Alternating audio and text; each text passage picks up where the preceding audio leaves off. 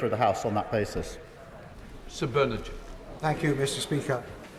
Can I just point out to the Prime Minister that nothing can undo the fact that 17.5 million people voted leave, and they voted to take back control of our laws and to stop paying money to the EU. And that was a considerably larger vote than the 9.7 million who voted Labour at the last election.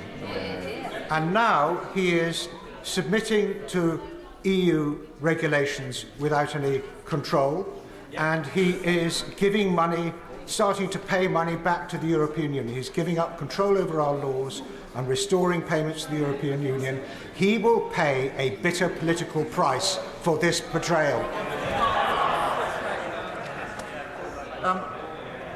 Mr. Speaker, he knows full well that we had a red line about not rejoining the EU, no single market, no customs union, no freedom of movement. We were told it was impossible to negotiate a better deal with the EU with those red lines. We've just done it.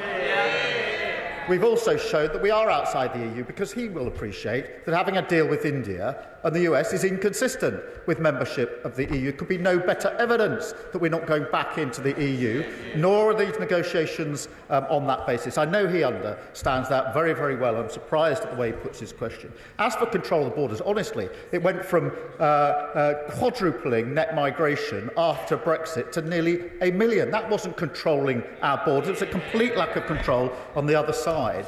Mr. Speaker, on the question of payments, I do think it's important to appreciate that we've achieved unprecedented access to EU markets without the budgetary payments of member states. That is an incredible achievement. The only payment of the SPS agreement are administrative costs to support the relevant costs of implementing and administering the scheme. For schemes and payments where it's in our national interest, we will negotiate proportionate contributions, as already happens under the deal negotiated by them, for example, in relation to R&D and into Horizon. He knows all that very well. With youth unemployment higher in Europe, in countries like France, Spain, Portugal and Sweden, I can see why the EU pushed for a youth mobility scheme to help get their youth unemployment figures down. So can the Prime Minister tell the House what impact assessment he has done on his youth scheme for youth unemployment for young Brits, particularly white working class boys who suffer the most? And can he tell the House today the cap he has put on numbers for people coming into the UK? If he can't, this is a bitter betrayal of British youth. Mr. Speaker, this provides young people in the United Kingdom the opportunity to work, to study and to travel in Europe.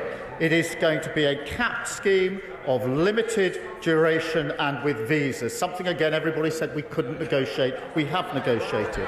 And in relation to our question about what we're doing for young people in this country, she should look to the trailblazer schemes that we set up that are helping young people back into work. Thank you, Mr. Speaker.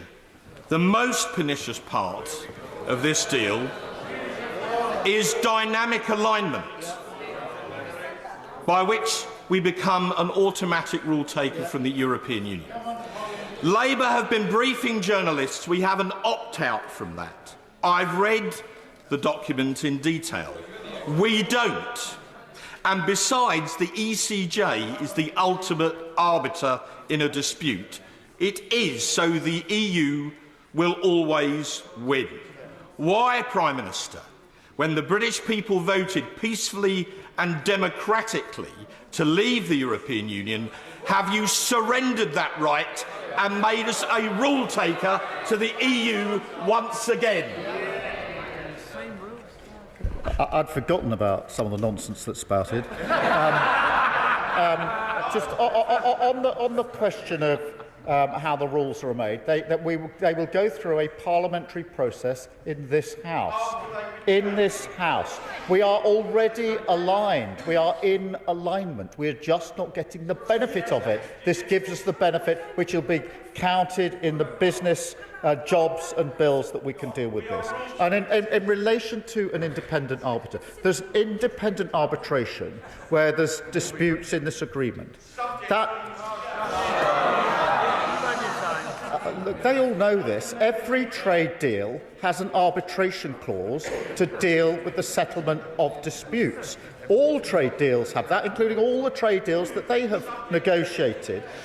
On the question of the ECJ, if there's an issue of European law that needs to be referred by the independent arbitrators to the court, they then give a ruling on the interpretation. It passes back to the arbitrators to make the final decision. That is how trade deals work. But I do understand their new policy. Their new policy is against any trade deals. That's never been the Conservative Party policy before, but it's good that we've got clarity now.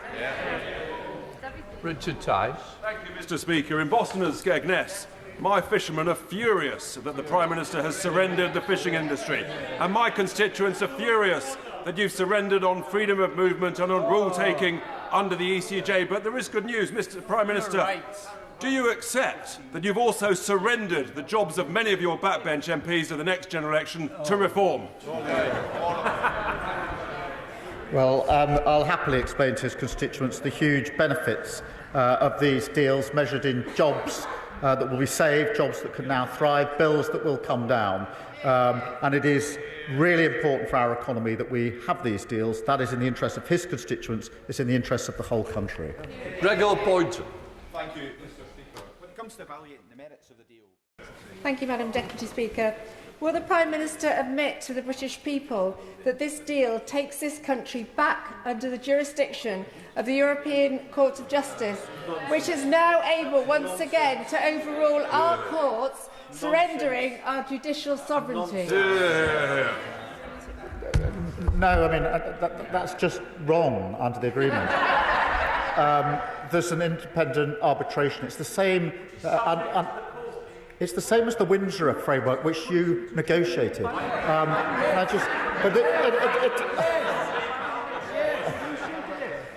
It is an important point. It's an independent arbitration process.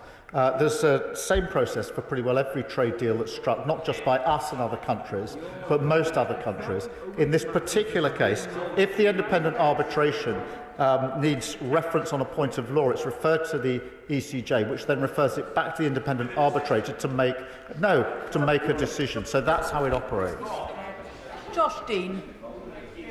Speaker, can I thank If the Prime Minister is right that our food standards are already in alignment with those of the EU, why could we not have negotiated the deal on the basis of mutual recognition of those standards, as other countries have done, rather than open ourselves up to having to alter our standards in line with whatever the EU may decide to change in the future?